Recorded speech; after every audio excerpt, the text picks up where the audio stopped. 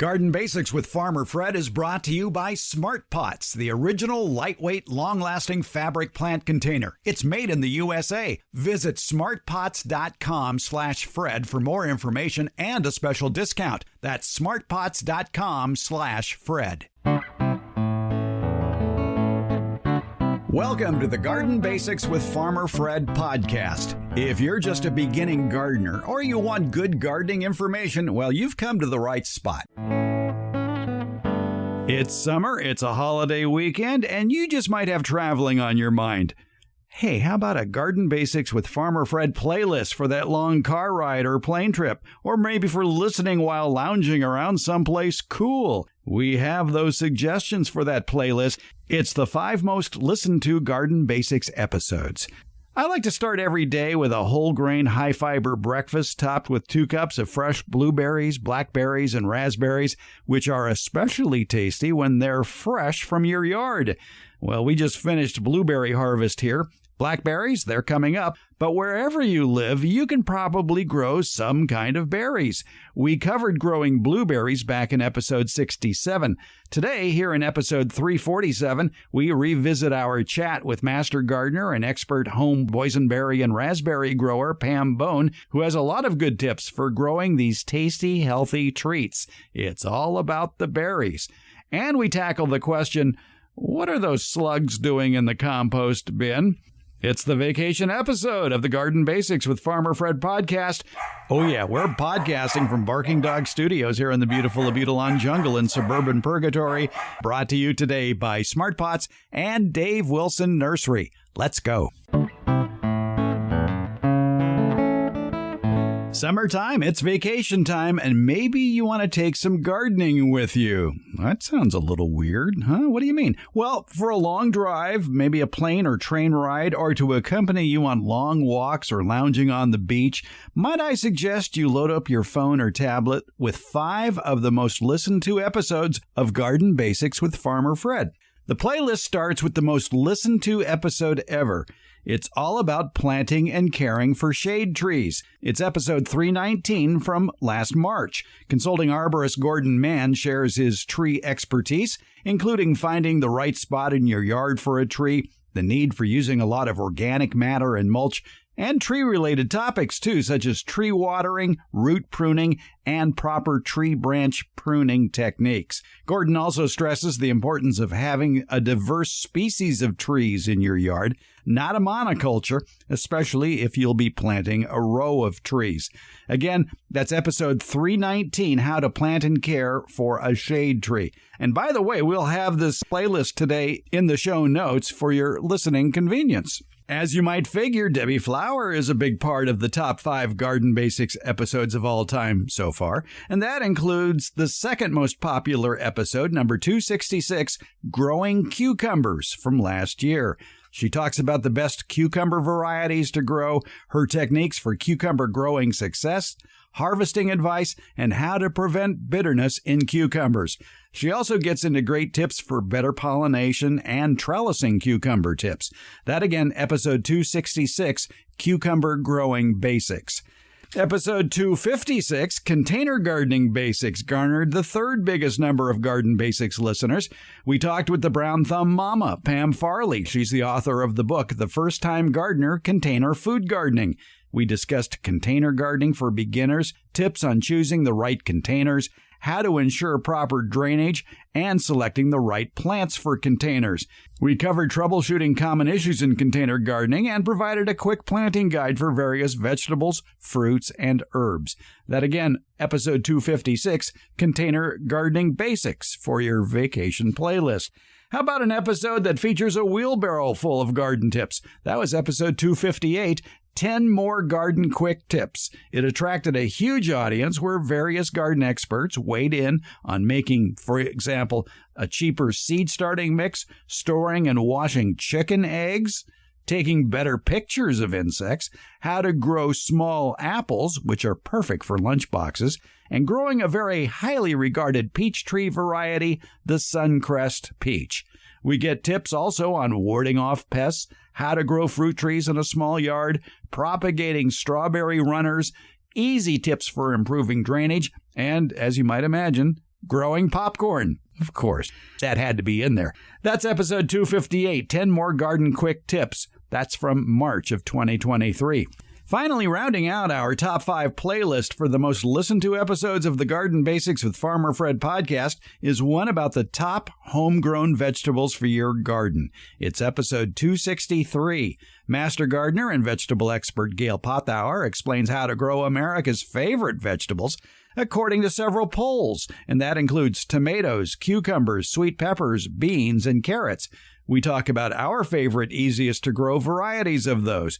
That's episode 263, The Top Homegrown Vegetables, Part 1.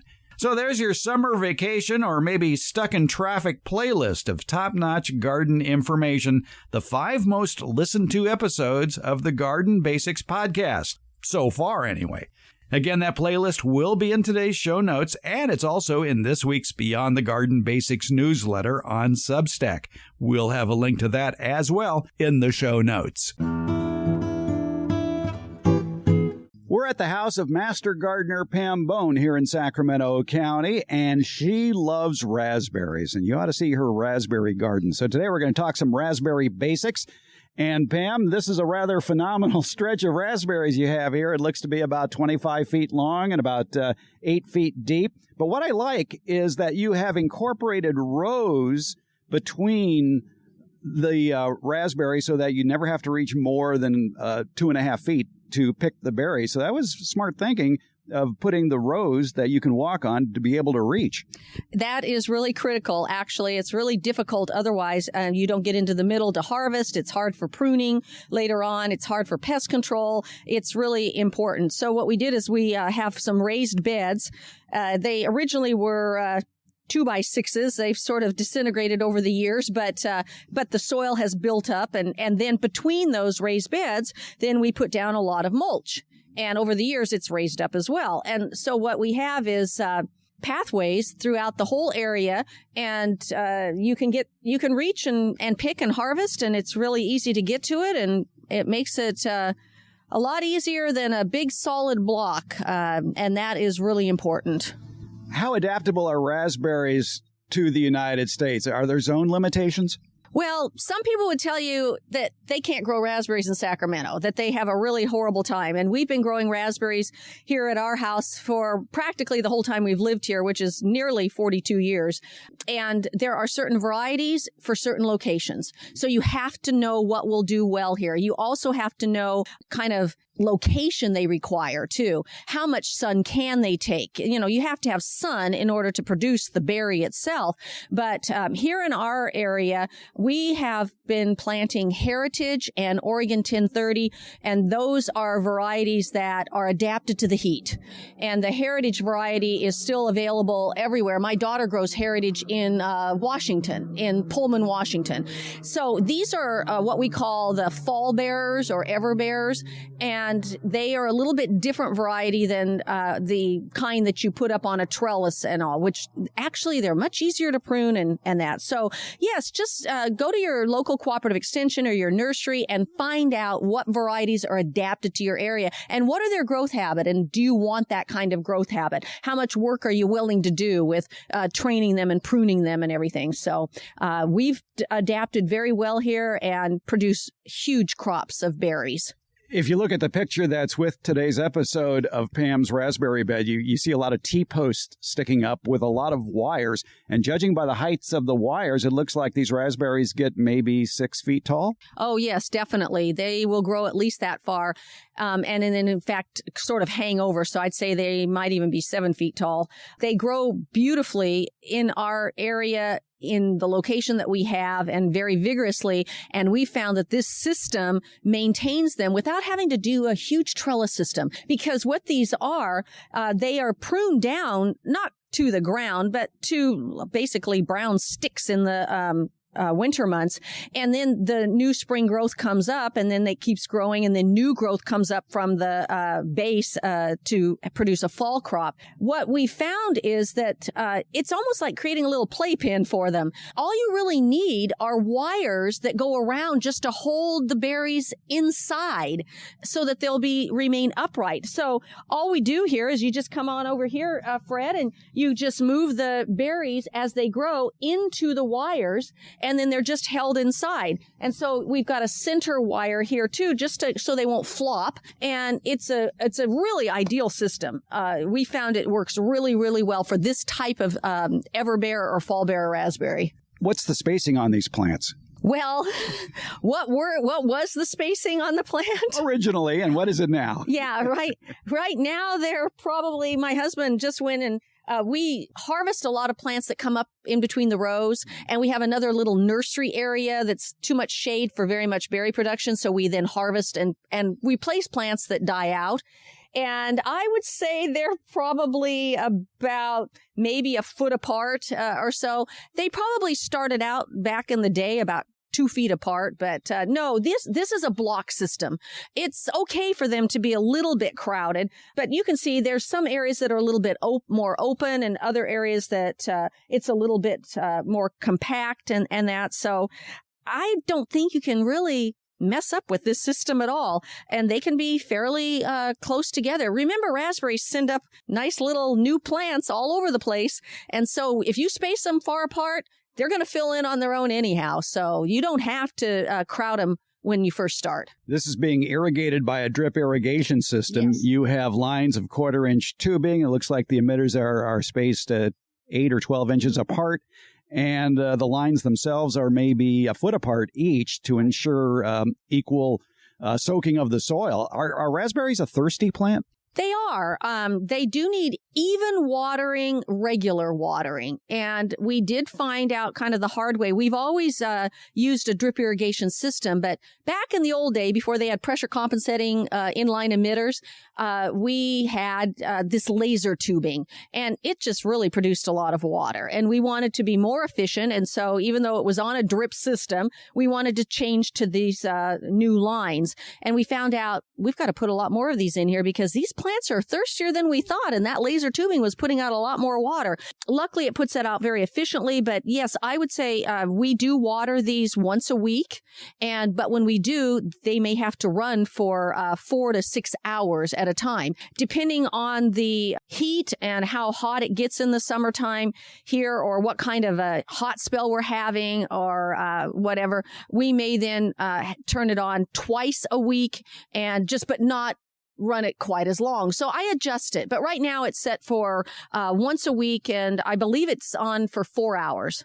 All right. It's springtime when we're recording this, so those would be spring hours of irrigation. Exactly. Right. And we increase it. What we want to do is increase the amount of water that is put on at any one time, so we're not doing any shallow irrigation. These roots are not extremely deep at all, not like a fruit tree or anything, but you do want to wet the soil down at least a foot to 18 inches and keep it moist. And we mulch. Everything is mulched, and a lot of compost over the top as a top dressing to save water, to keep the water into the soil. Try to be as energy and water efficient as we possibly can. But berries, I will say, just like any fruit crop in your landscape, if you really have to save water because you're in a drought or whatever, then get rid of your lawn, because you can't get rid of your fruit trees. And unfortunately, fruit trees, berries, and other things like that take just about as much water as a lawn, if not more. But look at what you're getting out of it. You can eat the berries. It's kind of hard to eat grass. That's exactly right. So we just keep reducing the lawn if we feel like we need to save water. With all the compost and mulch you're using, what sort of fertilizer regimen do you need for raspberries? Well, actually, we don't have to do much of anything, but once a year in the spring, we do over top dress with usually something high in nitrogen. Just like all fruits of all sorts, and we grow a lot of fruits in our landscape, they need nitrogen to grow and to produce fruit. People think, oh, you need phosphorus and potassium, but we've done a lot of soil testing in our area, and I worked for the Cooperative Extension for many years and saw a lot of soil tests come by. And for the most part, we don't see a lot of phosphorus and potassium deficiencies in our woody plants and our fruit trees. Our berries, they might need a little bit more because they don't have as extensive as a root system. So what I usually generally do is just buy something that is an all-purpose, higher in nitrogen fertilizer. As long as it doesn't have any kind of a weed killer in it, lawn fertilizer works just as well. Yeah, exactly. There are a lot of good, starter lawn fertilizers that take their time to break down and can feed the plants for a much longer period of time. And actually, lawn fertilizers are a fairly good choice for a lot of massive plantings like raspberries here. And also, like you say, as long as you avoid the weed and feed products and just stick with the feed products, you're okay. That's true. And actually, this year we did put on a lawn fertilizer. We went out and purchased, we needed some more for the lawn itself. And so I thought, well, let me look for one that is high in nitrogen, but has a little phosphorus and potassium and a little P and K in there. And that'll be good for the berry plants. We also, in addition, grow boysenberries as well. And so I needed something that we could do for those as well. And then we can just use the same old thing on our citrus and our apple tree and everything else. One fertilizer makes it a lot easier. Raspberries, harvest time is when, and how do you harvest them, and how long can you store them? Well, the berries, this particular variety, now remember, these are the two-crop variety, and a lot of people may grow raspberries that only produce a spring crop. This one also produces the fall crop. It's heritage, right? Heritage is the one that you can find in the nurseries now, and it's pretty much everywhere. I think they sell it all over the United States. That particular variety then will start bearing a crop in late May, early June, and we'll get a pretty good crop then. In fact, actually, it might even be mid-May this year. It looks like some of the flowers are getting pretty well developed already at the ends. Now, this is a flower fruiting cycle where these are the old canes from last year that were cut down, and then the new growth that you see here is all from last year. As soon as these bear here in about another month and a half or so, then they are going to die back. And then all the new canes arising from below that are going to come up, they're going to produce then a fall crop. And I will say that it's kind of unpredictable, but most of the time our, quote, fall crop, and I should say fall with quotes around it because really the crop starts in August. Oh. And it'll go till Thanksgiving easily in our area, unless we get a really cold snap. So when that stem has produced berries, that stem should be removed? We usually wait until it starts to look really dead and looks like it's not productive at all. And then we, cut it out. And the reason is we used to just leave them, but we found out that we had that mite problem when we had a little bit of drought stress. And we found that if it's too crowded, you don't get the air circulation, the leaves get dusty and dry, and mites love that. And we just found that it was easier just to remove it, open it up, and get rid of it. And then it left a lot of opportunity for the rest of the canes to come up and grow. And then those come up, then they fruit, and we get a great crop. I say the heaviest crop is mid-August to the end of September, a great crop. And I put up a lot of jam. So my husband has to pick. He does all the picking. I do all the putting up. My husband calls himself the gardener. I'm the horticulturist. We used to work together on a lot of this stuff, but now he's got me in the kitchen, putting all this stuff up. He then will harvest about every 5 days, because if you don't, two things will happen. The fruit will get soft and mushy, and then it'll stop producing. But the soft and mushy attracts a fruit fly that goes to our cherry trees as well here. And we haven't had a real problem the last few years if you're really careful with keeping it up. But sometimes if you let that particular fruit fly go wild here, it will infest the fruit with unknown little white maggots until you're making your jam, and all of a sudden there they are. So, and especially the fall crops. So we have to be really careful and really religious about getting rid of any fruit that's too soft or decayed or whatever. And picking the raspberries, can you pluck them or do you have to cut them? no, in these, you just pull right off. They pull off very easily, and not a problem at all. And in fact, when we get down to the boysenberries, same thing. You can just pull them right off. You don't have to cut anything. And they're very easy to pick. They're not too, I mean, they're a little bit thorny, but, a little bit of prickles on them, but not too bad. What does Mike the gardener use to store the raspberries as he's picking them? Does he have a big bag, or is he just carrying a bucket? So what I do is I like them because to be in a colander. And so I have a lot of large metal colanders and some plastic colanders. That way there's more broad surface area. He brings them into the house then, and I kind of make sure that they are well distributed because I put them in the refrigerator. And actually, raspberries have a very, very long refrigerator life. They can easily stay in a refrigerator without having to put them up to do anything with them for 5 to 7 days and not see any decay or anything, as long as you've picked them without already having a problem with a soft fruit. I try to get to them, though, and put them up if I can within about 2 to 3 days. But if something happens and I get a little behind, it's really producing heavily, I can leave some of them in there. It works out really well, actually. Anything else you want to mention about raspberries? Well, I think raspberries are pretty easy to grow, and they're easy to prune and take care of. They produce a beautiful crop and make fabulous jam. You just have to be careful to attention for making sure you mulch, making sure that they don't ever suffer any kind of a drought. Keep them irrigated evenly without too much water. They are sensitive to root rot, and our soil is a heavy clay soil, and we do have a type of Phytophthora in our soil that does infect our raspberries occasionally. And we then, I've had it actually identified at a state lab to make sure. So what we do is we just make sure that we pull those out occasionally. And then I really watch the irrigation, make sure that we're not keeping it too wet or whatever. But we're still going to get a little bit of it because it's in our soil. And you've got a heavy clay soil, and even just normal spring or winter rains or whatever keeps the soil wet. And as soon as that fungus gets active, then you have to be careful not to keep it too wet. And so it's kind of walking a little bit of a fine line there with the irrigation. But otherwise, they're pretty carefree. Once a year fertilization is it, and the pruning doesn't take much time. And I highly recommend raspberries. They're fabulous, and they taste really good. Well, let's walk over to the other berries and see what's growing. I'm pretty picky about who I allow to advertise on this podcast. My criteria, though, is pretty simple. It has to be a product I like, a product I use, and a product I would buy again. And you know who checks all those boxes? It's Smart Pots.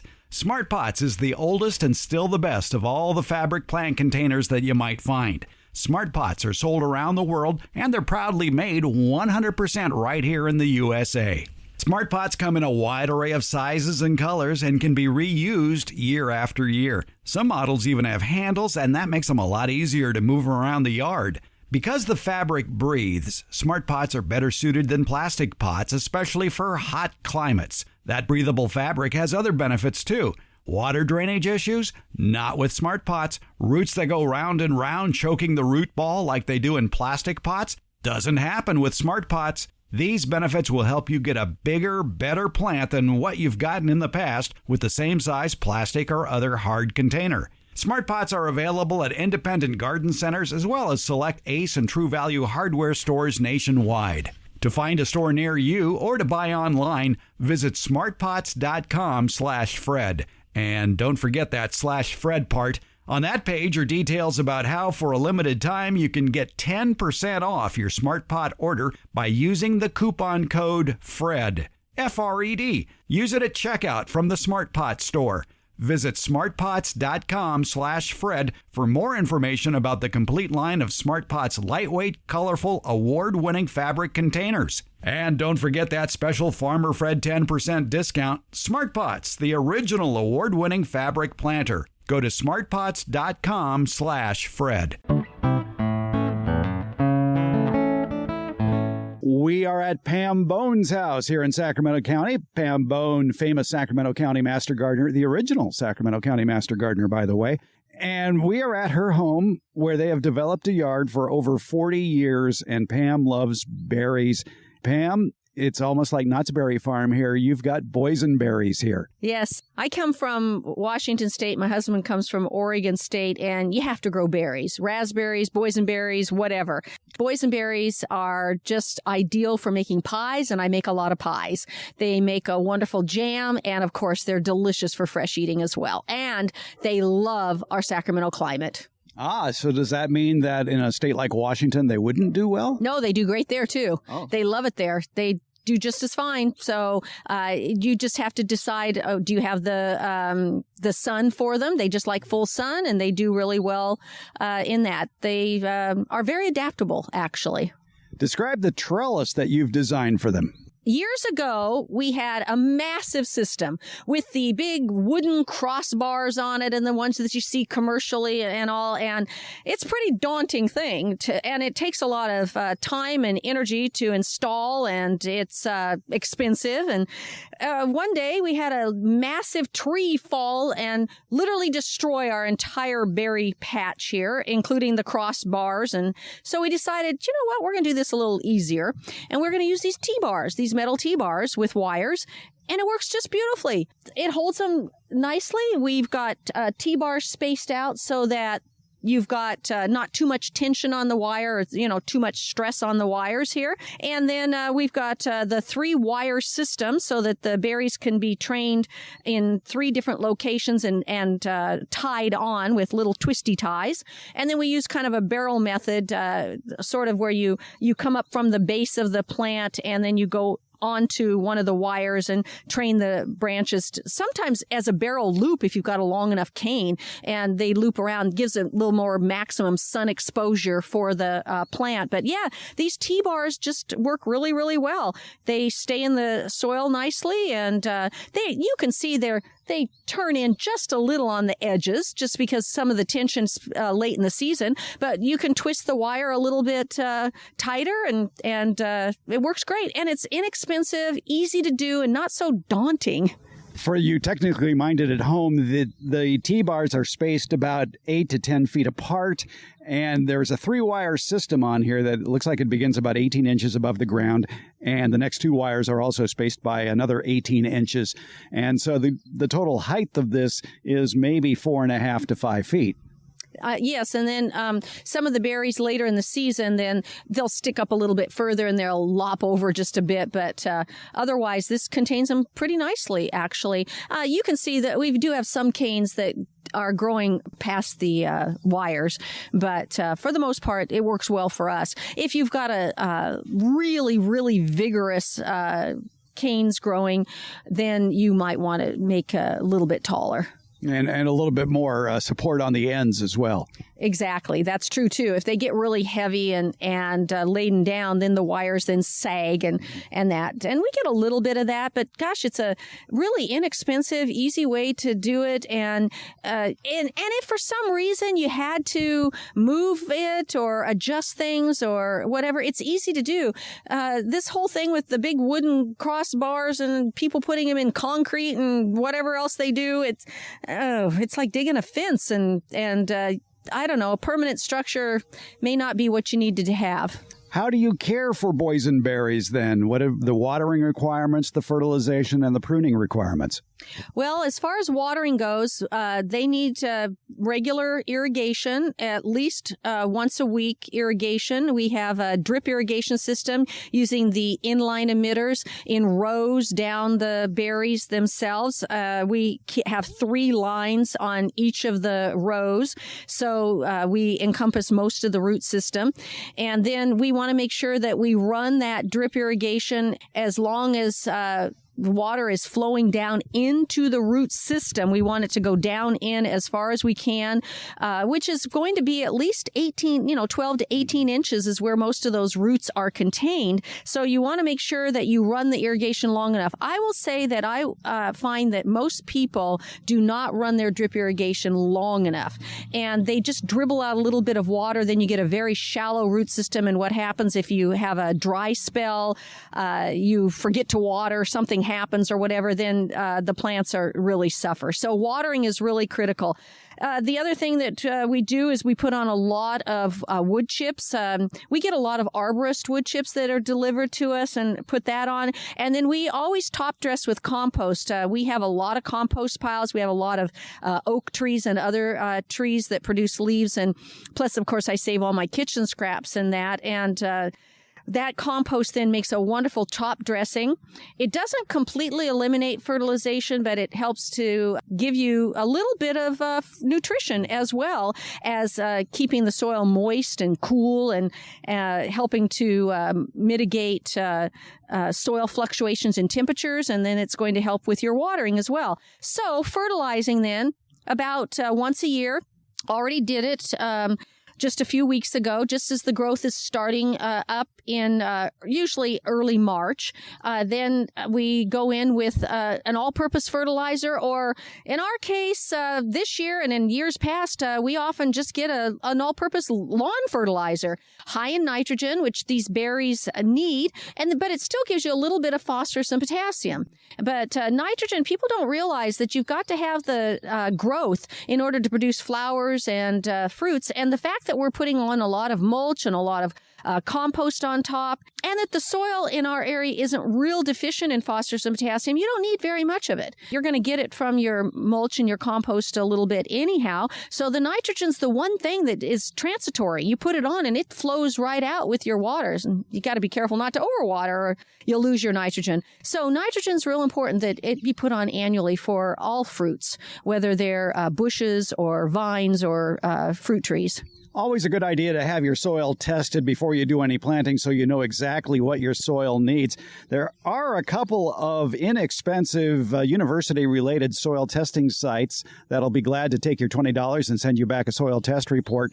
One is the University of Massachusetts Amherst, and the other is Colorado State University. If you look up either of those universities and put in the words soil test, you'll get the details on how to go about that. And they're fairly complete soil tests, too, so that is a inexpensive option. Of course, you can always soil test for macronutrients and pH yourself.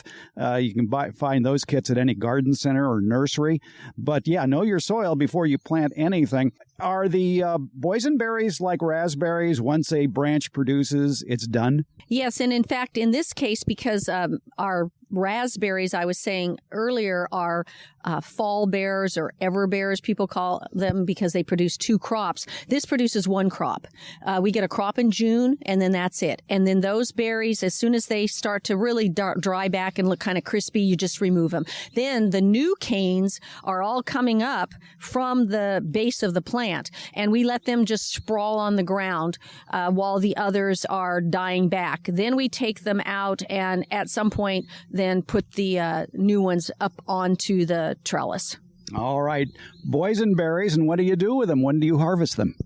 Harvesting is in June in our area. Basically, they're pretty much finished by the 4th of July. We can usually count on the last crop just about then, and they will start producing about the first week of June.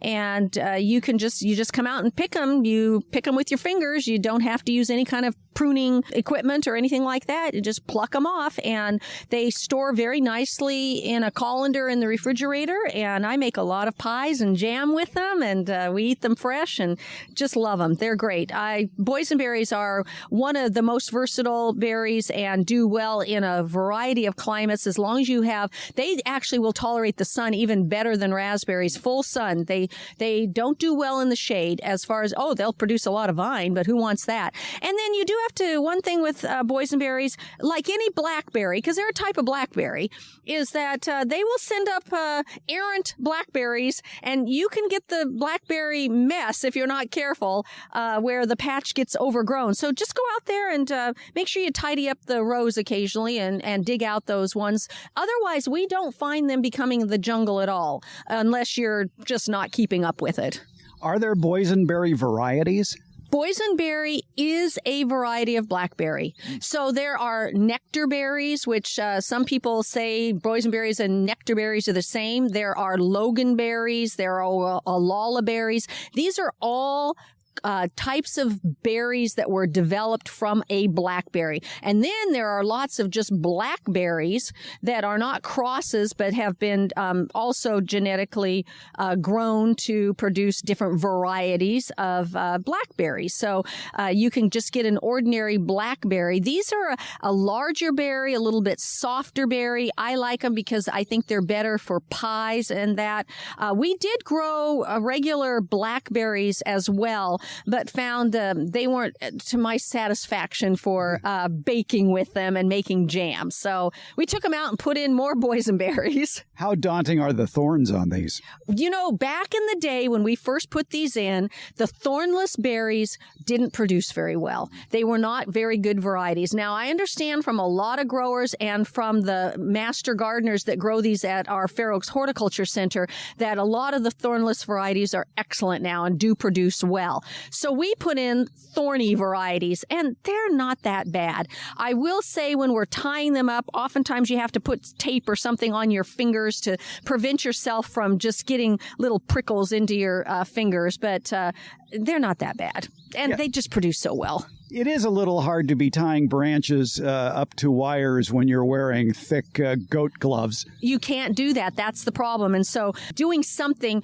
and actually what works actually pretty well now, and I found that I like these, is just the little thin latex gloves you use for just clean up around the house and that. They actually work pretty well for being able to tie with those. And then you can replace them and they're cheap. There you go. That's a good quick tip. We are in the boysenberry patch at Pam Bone's house. It looks to be very delicious. He said punnily. Thank you, Pam. Thank you very much, Fred. I enjoy sharing my crop with you. It's summer, time for harvesting all that delicious fresh fruit from your backyard orchard. Summer is also the time for doing some fruit tree pruning. You're not familiar with summer pruning to help control the size of your fruit trees? It's called backyard orchard culture, and you can find out all about it at davewilson.com. That's the website for Dave Wilson Nursery, the nation's largest grower of fruit trees for the backyard garden. At davewilson.com, they have planting tips, taste test results, nursery locations, and information about their revolutionary backyard orchard culture techniques, which explain how you can have a cornucopia of different fruit trees in a small backyard. And that includes summer pruning. Just go to davewilson.com, click on the Home Garden tab at the top of the page. There, you're just a click away from the informative YouTube video series at davewilson.com. And as part of that video series, they'll walk you through everything you need to know about backyard orchard culture. Your harvest to better health begins at davewilson.com. We like to answer your garden questions here on the Garden Basics Podcast. It's Open Garden Day here at the Fair Oaks Horticulture Center in June. We are talking with Master Gardener and Supreme Composter Susan Muckey. You can find her always over by the worm bin or the compost bins here at the Fair Oaks Hort Center. And Samantha writes in, Susan, and says, are slugs okay in a compost pile? I see a lot of them in there, especially if I turn the compost in the evening. I don't mind them eating my compost greens, but I don't want to be spreading their eggs all over my soil. And she's in Sacramento. And we're thinking, well, maybe you put them in there to begin with. Honestly, in the 25 years I've been composting, I've never seen snails in the compost pile. These are slugs. Or slugs. Okay. Or, yes, same thing. Yeah. Well, without, sort of. Sort of, yes. But I've never seen them. So my suggestion would be it's possible the compost pile is too wet and maybe the pieces are too chopped up too much so that they can crawl around. I tend to keep my pieces about 1 inch to 2 inches, and I don't think it's really that attractive to snails. And also the other thing is I have a lot of worms in my compost pile, which is the beginning levels of decomposition. And so I kind of think they take care of most of the greens and the appetizing things that a snail might like. That's a very inhospitable environment for a slug because it would be too warm if it's an active compost pile.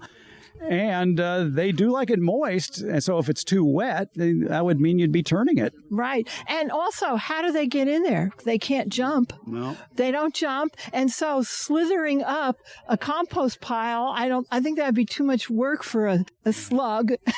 They probably hitchhike in as eggs on the back of a leaf. I imagine that's how it happened, yes. Yeah. So what do you do about that? I would say don't turn at night. Okay, so you don't see them? Yeah, so you don't see them. Or maybe there's moisture being collected at nighttime. It's cooler. And so if you turn during the day, maybe you would be exposing them to sunlight or something that they wouldn't be that excited about. I guess what you could do as well, if you think they are crawling in there from someplace else, would be to put iron phosphate, a brand name of that would be Sluggo, around the perimeter of your compost pile, because they'd have to cross that to get there, and they would soon die. Right. Or you could put a layer of copper around there too. That's another thing. I always wondered, one time in the wintertime, I found a giant bullfrog in my compost pile, and I went to turn and I see this big creature there, and we were both equally shocked as it hopped out. And my concern was, how did it get there? Did it hop in there? Did it crawl in? I mean, how do things get in there that don't belong? Fell out of a tree? I guess. I don't know. All right. So, Samantha, probably if you see slugs, I'd kick them out, for one thing. Kick them out. And maybe do that barrier and maybe turn your pile more frequently. Yeah, spread the moisture around. Right. Yeah, okay. Because I would not think a compost pile would be that comfortable. It's not cushy and gushy like decaying vegetation. Good luck, Samantha. Thank you, Susan. You're welcome.